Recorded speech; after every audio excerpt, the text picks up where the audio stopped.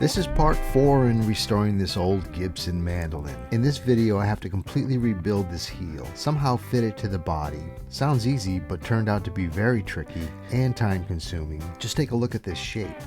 The easiest thing I'm going to do is straighten out some binding, and I'm going to build a new button on this back, which turned out to be pretty fun. So there's a ton of work still left to do, but this will get us one step closer to completion. And if you're interested in seeing the rest of this restoration, go ahead and hit that subscribe button and hit the bell for notifications so you won't miss a video. Let's get started. First, I glued together some hard rock maple with an ebony strip down the center. So I've got this heel that I'm going to remove this whole section and attach this on there, right there. And one of the fractures, the lowest one is right here, which is just about, let's call it 800 thousandths, which is just about at the start of that little radius here. So if I make a cut parallel to this surface at 800 thousandths, then I can glue this right in where it belongs, right there. So let me take this to the bandsaw and cut that off.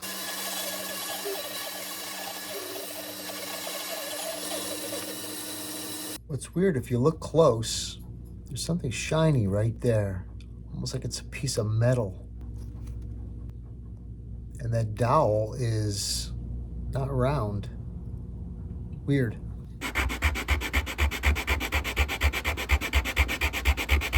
So now I've got my block here that I'm going to attach to this heel. My concern, because I want this center seam to line up with the existing perfectly. Once I get some glue on here and clamp it, it could spin on me or it could move around. So I'm going to put a couple little brads, ever so small, right in this block here that I made. And I'm going to use those to locate the exact point. I'll show you how. First, I'm just going to drill a couple little pilot. Just going to tap that in place. Now I'm going to trim them. I've got these trimmers that have just a little gap, so it's going to leave just a little nubbin sticking up. Just enough to catch. You can see that. Ever so small. And I'm just going to line this up. I'm just going to give it one shot. So you see those two little pricks right there. So now when I go to glue this, it finds those two locations pretty easily. Okay, I got my little setup. I got this clamp held by a clamp. I've got some hide glue, and I've rehearsed this a couple of times, but you know how that goes. So basically what I'm going to do is I'm going to get glue on these two surfaces, put them together, use those pins to locate it, put it in my clamp, hope for the best. Here goes.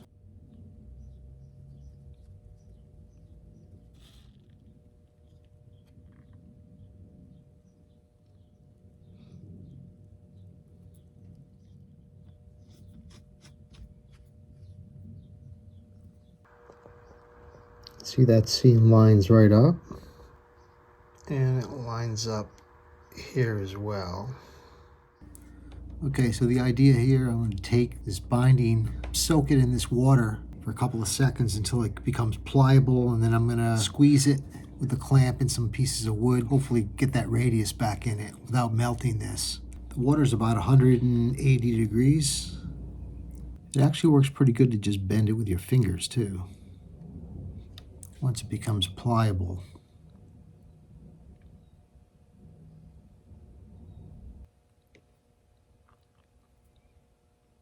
Okay, that's better. Let me try this one.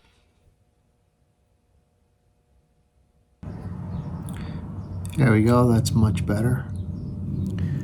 This little section is called a button. It's supposed to look like this, but obviously it's missing, so I'm going to need to rebuild that. I'm going to start out by just notching this area here to the shape of that little insert. I'm going to get rid of some of these pieces of wood that are sticking out.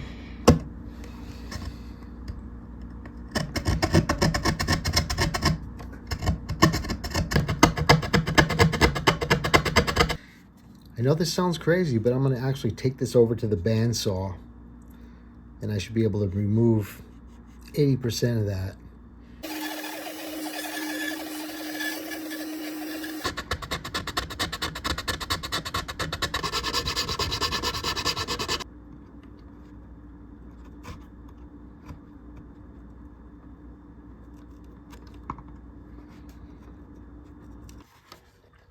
So here's my notch. I've got the tape indicating the shape of it. Now I'm just going to transfer this notch to here. I'm going to make it really oversized. Basically the shape of this piece is going to be like, I guess like that, something like that. And then I'm going to leave this part here long. That's going to get tapered to fit between the top and the neck block. What I want to do, here's the back, here's the thickness of it, kind of scoops down, and then here's where I'm going to make a cut. And I'm going to take my new piece, I'm going to create a wedge underneath the top to kind of sandwich it in there and strengthen it. So let me go cut this out and then start to fit it into here. So here's the piece. Now I just need to shape this by hand and get that to fit in there.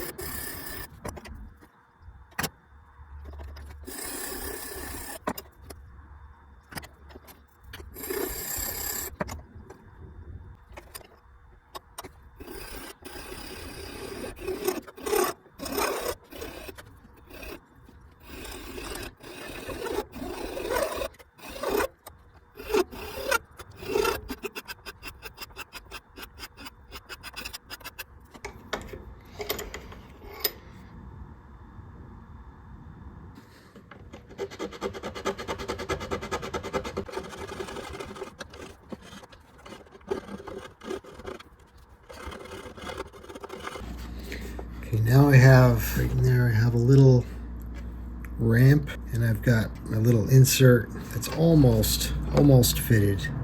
I had to notch this side to make up for that dovetail, the side of the dovetail that's sticking out.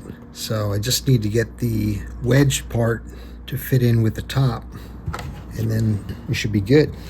Okay, been working on this a little while here. You can see this, it's in there nice and snug, and it overlaps on the inside. So let me shape this up a little bit and glue it in place, and then that button will be done. Never really works out the first time. First 2 times didn't work out. Got close, not quite.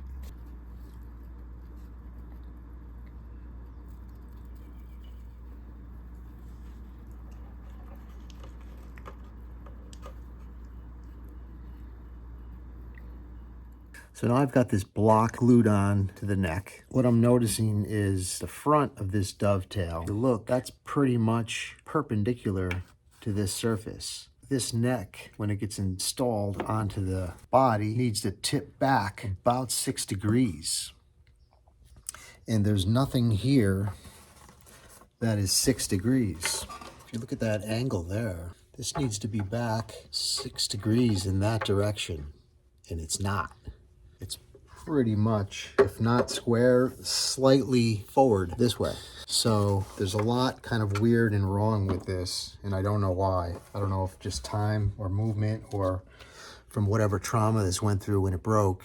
I think what I'm going to have to do is follow suit with what's going on here, make these cuts. First thing I want to do is get the outside, get this face, and get the top shaped, and then I can start cutting out the dovetail and the radius on these cheeks.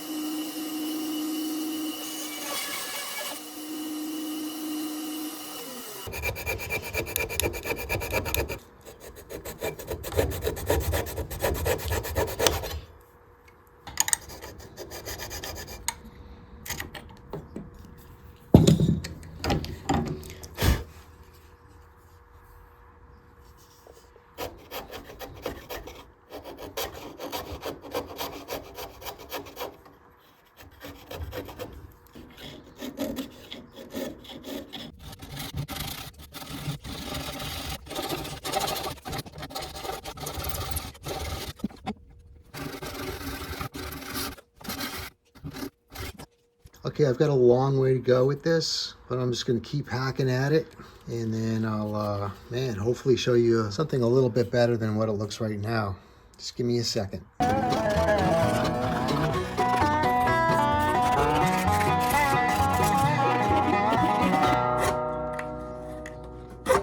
Getting closer, I could tell, I could see.